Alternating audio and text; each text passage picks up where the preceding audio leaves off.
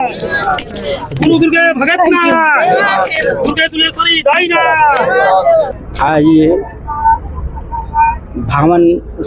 भादो माह का उजाला पक्ष एकादशी के पावन पर्व पर, चूँकि हम लोग गुण जनजाति के हैं, आदिवासी हैं, हम प्रकृति को मानने वाले प्रकृति के पुजारी हैं। इसी के तहत एकादशी के पावन पर्व पर करमदार महोत्सव कार्यक्रम जिला मुख्यालय आपके छिंदवाड़ा में समाज के द्वारा रखा गया है। उसी में हम लोग आज जा रहे हैं।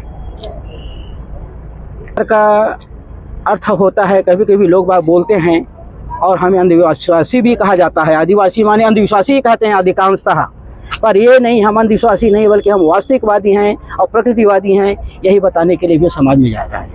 क्योंकि हम प्रकृति के पुजारी हैं।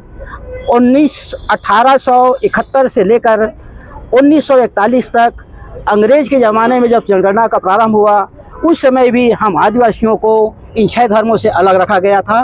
उसमें हमें प्रकृति पूजक माना गया था और वही हम सिद्ध करने भी जा रहे हैं कि वास्तव में हम प्रकृति पूजक हैं। अब आज ये करमदार महोत्सव, कभी कभी मंडला में उसको केमा के नाम से जानते हैं, उस पौधे को सिवनी में उसको हल्दू के नाम से जानते हैं, हमारे छत्तीसगढ़ में करमदार के नाम से जानते हैं, करमसेन के नाम से जानते हैं, कलमी के नाम से जानते हैं। मूलतः वह करमदार जो वृक्ष है, एक वृक्ष है और एक हमारे आदिवासी समुदाय में रिसर्च के आधार पर वह एक महाऔषधि के रूप में भी काम आता है। जो असाध्य बीमारी है, जैसे मेडिकल साइंस में संभव नहीं हो पाता, अभी भी मैं बोला हूँ इन लोगों को कि आप लोग अगर मुझे भेंट कर रहे हैं नींबू, इसके बदले में अगर हो सके मुझे तो एक गुड़मार पौधा मुझे भेंट करो, कम से कम हजारों आदमी आपके ठीक होंगे। ये गारंटेड है। मैंने कहा हम प्रकृति के पुजारी रखते हैं, इसीलिए मंडला आने का हमारा उद्देश्य नहीं। ये तो मंडला तो हम अभी नहीं, हम तो आए हैं, रैली भी निकाले हैं, माँ दुर्गावती जी का पूजा पाठ किए भी हैं, यहाँ तो रैली हुआ है। हम कई बार मंडला आए हैं, मंडला होते हुए जाते भी हैं। मंडला आने का उद्देश्य है, अब महारानी दुर्गावती गोंड रहा रही थी, हम समझे चलिए कम से कम 52 का 57 परगना इनके अधीन थी, जहाँ सोने के सिक्के चलते उसके राज्य शासन काल में।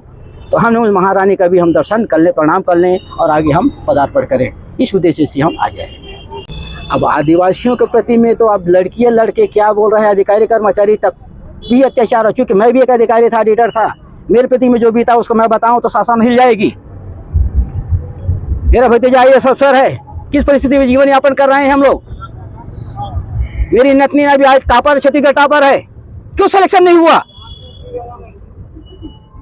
आदिवासी की जब बात की जाती है यहाँ पर तक बात जब आती है आदिवासी अत्याचार तो हमारे तरफ, वो तो बलात्कार से लेकर के जो भी है जितने अत्याचार हो रहे हैं, यहाँ तक कि हमारे प्रति में धर्म प्रतीक में भी हमारे प्रति अत्याचार हो रहा है।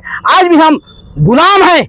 उससे तो पहले बल्कि अंग्रेज जमाने में हम ठीक थे, आज तो हम इस शासन के काल में आने के बाद में 1941 के बाद में हम और ज्यादा गुलाम हो चुके हैं। धर्म के गुलाम हो चुके हैं, संत गुलाम हो चुके हैं। चाहे हमारे विधायक भी क्यों ना हो, गोंड जाति के विधायक क्यों ना हो, पर वहां पर जाते हैं तो हमारी आवाज को सुनने वाला कोई नहीं होता। क्यों? अगर सुनने वाला होता तो बताएं हम। अभी जनगणना होने वाली है, इस जनगणना में हम क्या लिखे बताएं धर्म में हम। इसीलिए हम गोंडी धर्म के प्रचार प्रसार के लिए लिख रहे हैं और गोंडी धर्म को हम ऐलान आवाज उठाएंगे कि हमको 7वां कोड दिया जाए। क्योंकि 1871 से लेकर के 1941 तक हमको 6 धर्मों से अलग रखा गया था, तो हम हैं क्या? शासन बताए हमको।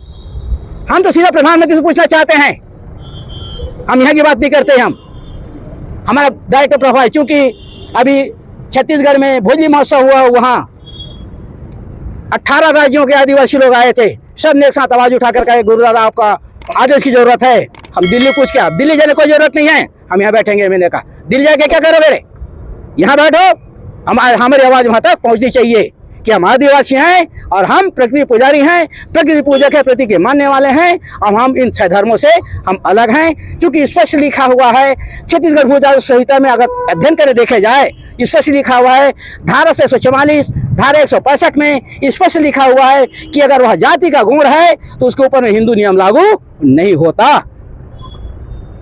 तो हम हैं क्या? शासन ने लिखा है ना, शासन ने पारित किया है ना, उस पुस्तक को प्रमाणित किया है, तो हम हैं क्या बताएं? जब हिंदू नियम हमारे ऊपर लागू नहीं होता तो हम हैं कौन? हमें जानना चाहते हैं। उसमें स्पष्ट लिखा है। दूसरी बात, अगर देखते संविधान की बात जब चलती है तो धारा 15 धारा 15 से लेकर के 22-25 तक को देखा जाए, पढ़ा जाए, अध्ययन किया जाए तो स्पष्ट लिखा हुआ है सबको धार्मिक स्वतंत्रता का अधिकार है। तो हम मांग कर रहे हैं, हमें धार्मिक स्वतंत्रता। हम ये नहीं कह रहे कि हमें गोंडी धर्म को मान्यता दो, हम ये नहीं कह रहे हैं, पर हमारा कोड जो पहले था 7वां नंबर था, वो 7वां नंबर कोड कॉलम को दे दे, हमारे आदिवासी भाई अपना अपना लिख सकते हैं। जिस तरह के हम गोंड हैं, हम अपना धर्म हम गोंडी लिखते हैं। मैं तो अपनी गुड़िया का भी जातीय प्रमाण पत्र, मेरे भतीजों सबका गोंडी धर्म में जातीय प्रमाण पत्र मैंने प्रमाणित करवाया है। लड़ाई किया हूँ, मैं लड़ाई लड़ा हूँ, कोर्ट में लड़ाई लड़ा हूँ और हाई कोर्ट से भी जीत करके आया हूँ केस के लिए, बहन के बंटवारा के लिए, क्योंकि हमने हवाला दिया। इसीलिए हम अब जा रहे हैं, क्योंकि कम से कम उनका हमारा अभी जनगणना होने वाला है। हम आगे लिखे तो क्या लिखें, बताइए भाई साहब, क्या लिखोगे अभी? अब धर्म की स्वतंत्रता का अधिकार है भारत सरकार के तहत से, जो अपना जो चाहे अपना धर्म में जा सकता है। परंतु हम, मेरा कहना यह है, एक आदमी अपने परिवार और घर को रोक सकता है, वह गांव को भी रोक सकता है, गांव को रोक सकता है, वह ब्लॉक को रोक सकता है, ब्लॉक को रोक सकता है, वह विधानसभा को भी रोक सकता है, और विधानसभा को रोक सकता है, वह प्रदेश को भी लागू करा सकता है। मेरा एक उद्देश्य, एक सिस्टम है। तो इसमें धर्मांतरण की बात जब होती है, जबरदस्ती अगर धर्मांतरण कराया जाता है तो अन्याय के विरुद्ध है, न्याय के विरुद्ध है। अगर जो जबरदस्ती जाना चाहता है तो उसको तो आप रोक नहीं सकते। अगर कोई जबरदस्ती नर्मदा में जाकर कूदना चाहेगा, रोक पाओगे क्या? नहीं रोक पाएंगे भाई। जो जबरदस्ती जाना चाहता है उसको तो हम रोक नहीं पाएंगे। पर हम इतना जरूर देना चाहते हैं, समाज संदेश देना चाहते हैं कि हम गोंडी धर्म वाले हैं, हम आदिवासी हैं, अपनी पहचान को बनाए रखो। और उसी के तहत आज कार्यक्रम में भी हम लोग जा रहे हैं। जी सर।